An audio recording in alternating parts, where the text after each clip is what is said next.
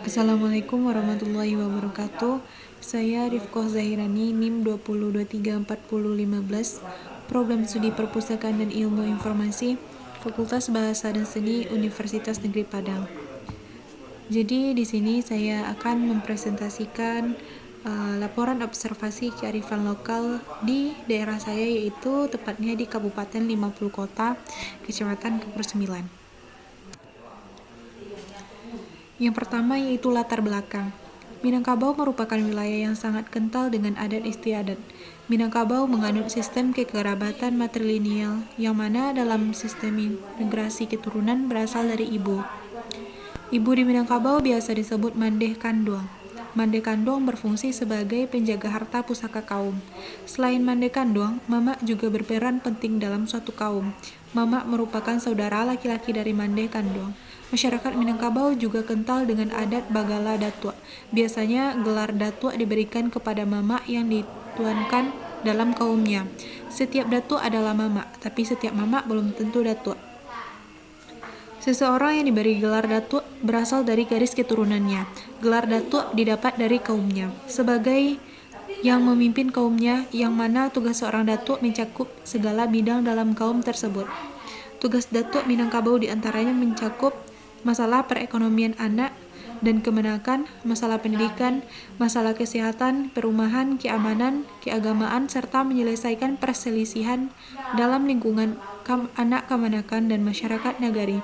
Gelar Datuk di Minangkabau tidak diberikan ke sembarangan orang laki-laki, namun gelar Datuk ditunjukkan kepada laki-laki yang memiliki budi pekerti, yang memiliki wawasan yang luas tentang asal-usul wilayah dan juga arif bijaksana dalam mengambil keputusan.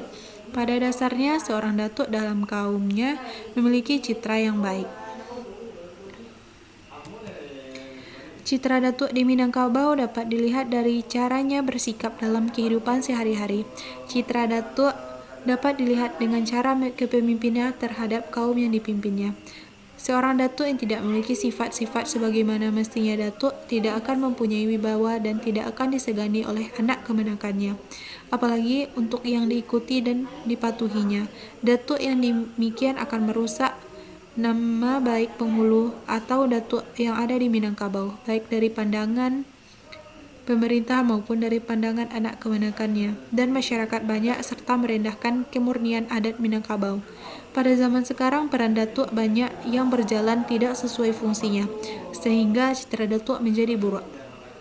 Di Minangkabau juga terdapat banyak sekali adat istiadat maupun tradisi yang bisa dikatakan unik dan khas dari suatu daerah tersebut yang disebut dengan kearifan lokal. Salah satu daerah di Minangkabau yang memiliki kearifan lokal yaitu di Kabupaten 50 Kota. Jadi laporan ini akan mengungkap beberapa kearifan lokal yang terkenal di Kabupaten 50 Kota, tepatnya di Nagari Moropaiti, Kecamatan Kapur 9. Yang kedua yaitu ruang lingkup observasi. Observasi dilakukan untuk mengamati, menambah pengetahuan, serta sebagai bahan pembelajaran guna mengetahui kearifan lokal yang berada di Nagari Moropaiti, Kecamatan Kapur 9, Kabupaten 50 Kota, Provinsi Sumatera Barat. Metode yang digunakan dalam observasi ini yaitu dengan wawancara bersama salah satu tokoh yang berada di Nagari Moropaiti. Untuk melengkapi pengamatan, observasi ini akan mengajukan beberapa pertanyaan yang penting sebagai sumber informasi pengamat serta sebagai bahan untuk memenuhi tugas mata kuliah dokumentasi informasi Minangkabau. Yang ketiga yaitu tempat dan waktu. Wawancara dilaksanakan di kantor Wali Nagari Moropaiti, Kecamatan Kapur 9, Kabupaten 50 Kota, Sumatera Barat. Waktu pelaksanaannya yaitu pada hari Jumat, tanggal 26 Maret tahun 2021. Yang keempat yaitu hasil wawancara. Kearifan lokal yang terdapat di Nagari Moropaiti, Kecamatan Kapur 9, Kabupaten 50 Kota yaitu sebagai berikut. Yang pertama yaitu Potang Balimau. Potang Balimau merupakan suatu tradisi menjelang bulan Ramadan tiba. Masyarakat biasanya mengadakan acara mandi-mandi di sekitar sungai-sungai yang berada di negari masing-masing. Salah satu daerah di Kabupaten 50 Kota yang mengadakan Potang Balimau ini yaitu Nagari Moropaiti, Kecamatan Kapur 9. Masyarakat mengadakannya di tepi Sungai Batang Kapur. Biasanya diadakan setiap sehari sebelum bulan Ramadan. Potang Balimau merupakan tradisi turun-temurun yang bernuansa Islami dan harus tetap dilestarikan. Tradisi ini memang sudah ada di Kabupaten 50 Kota sejak puluhan tahun lalu, diadakan sekali dalam setahun. Potang Balimau ini dilakukan sebagai sikap bersih-bersih diri dan silaturahmi dalam menyambut bulan suci Ramadan. Bukan hanya masyarakat di sekitar negari saja yang ikut dalam tradisi Potang Balimau ini. Tak jarang masyarakat di luar Kabupaten 50 Kota juga ikut datang ke tempat diadakannya Potang Balimau. Ini juga merupakan salah satu keunikan dari Kabupaten 50 Kota. Berikut adalah dokumentasi dari tradisi Potang Balimau di Sungai Batang Kapur.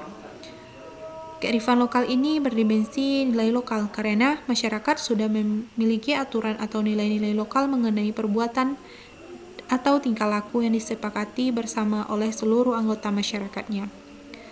Gambar yang tertera di atas merupakan tradisi Potang Balimau yang diadakan di aliran Sungai Batang Kapur. Bukan hanya orang dewasa saja, namun anak-anak juga sangat berantusias dalam tradisi menyambut bulan suci Ramadan ini.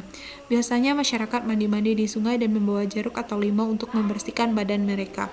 Menurut masyarakat, dengan menggunakan jeruk atau limau bisa lebih membersihkan tubuh mereka dari kotoran-kotoran. Tampak juga Sungai Batang Kapur dipenuhi oleh masyarakat yang berantusias dalam tradisi ini. Yang kedua yaitu Manimbang. Manimbang merupakan tradisi masyarakat di Kecamatan Kapur 9 dalam bentuk kegiatan rutin setelah hari pasar. Manimbang itu maksudnya menjual hasil pertanian masyarakat berupa olahan gambir dari petani ke toke atau pengumpul gambir. Misalnya, di negari Moropaiti, hari pasarnya yaitu hari Kamis. Jadi setiap hari Kamis, para petani menimbang atau menjual hasil olahan gambirnya ke toke. Kegiatan itu dilaksanakan di pasar setelah semua pedagang dan pembeli tidak ada lagi di pasar atau di sore hari. Para petani yang biasanya kaum laki-laki berkumpul di los atau tempat pedagang berjualan seperti ruangan tanpa dinding namun memiliki atap, pondasi, serta lantai. Pasar untuk menimbang dan menjual gambirnya. Setelah itu mendapatkan uang dari toke. Di pasar tersebut terdiri dari banyak toke, bukan hanya satu saja. Jadi, para petani gambir bisa menjual gambir ke toke mana saja yang ia inginkan. Biasanya, harga gambir yang ditetapkan setiap toke itu sama agar adil. Kegiatan ini berlangsung sejak bertahun-tahun yang lalu, karena masyarakat di Kecamatan Kapur 9 umumnya memiliki mata pencarian sebagai petani gambir. Untuk itu, di daerah kawasan Kecamatan Kapur 9 banyak ditemukan batang gambir. Namun bagi orang yang tidak tahu menganggap kalau Kapur 9 memiliki banyak rimbu atau hutan bersemak, padahal itu adalah pohon gambir. Berikut adalah dokumentasi tradisi Manimbang di Negari Moropaiti yang diadakan di Los Pasar Negari Moropaiti. Dimensinya yaitu sumber daya lokal. Kapur 9 yang sudah dikenal dengan gambirnya di mana sebagian besar penduduk bekerja sebagai petani gambir.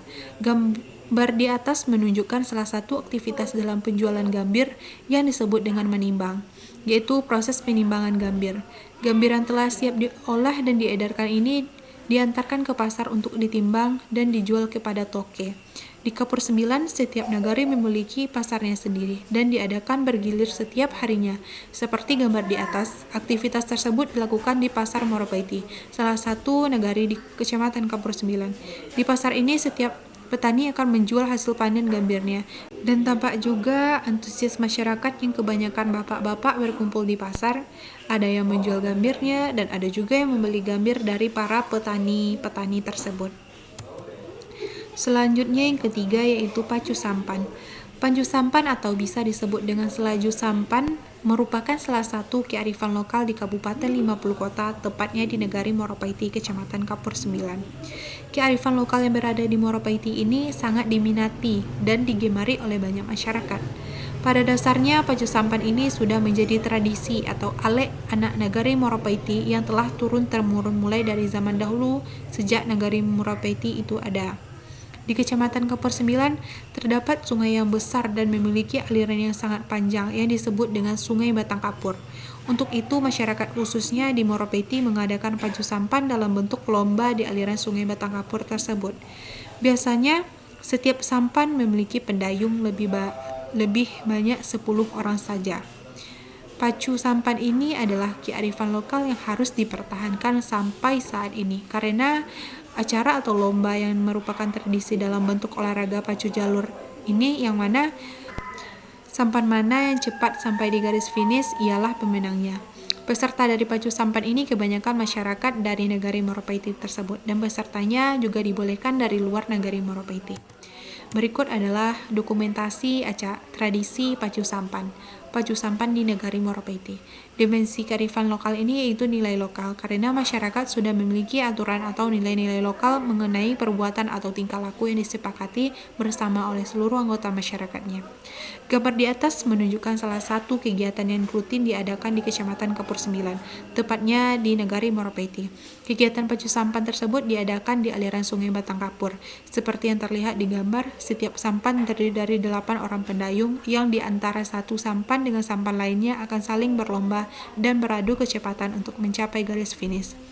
Di tepi sungai tersebut dipenuhi oleh masyarakat yang ikut menyaksikan lomba pacu sampan ini, dan tiap-tiap kubu akan berteriak untuk memberikan semangat kepada tim unggulan mereka masing-masing.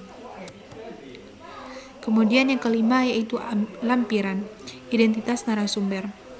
Nama dari narasumber yaitu Marsis SPD MMPD, yaitu Wali Nagari Moropaiti. Dan berikut dokumentasi bersama Bapak Marsis. Dan selanjutnya yaitu transkripsi hasil wawancara. Pertanyaan saya saat wawancara meliputi yang pertama, kearifan lokal apa saja yang ada di Kecamatan Kapur 9, khususnya di negari Moropaiti. Kemudian bisa Bapak jelaskan mengenai kearifan lokal tersebut. Kemudian Bapak Marsis menjelaskan seperti penjelasan di atas mengenai kearifan lokal di negari Moropaiti. Baiklah, sekian hasil dari presentasi saya. Saya sudahi. Assalamualaikum warahmatullahi wabarakatuh.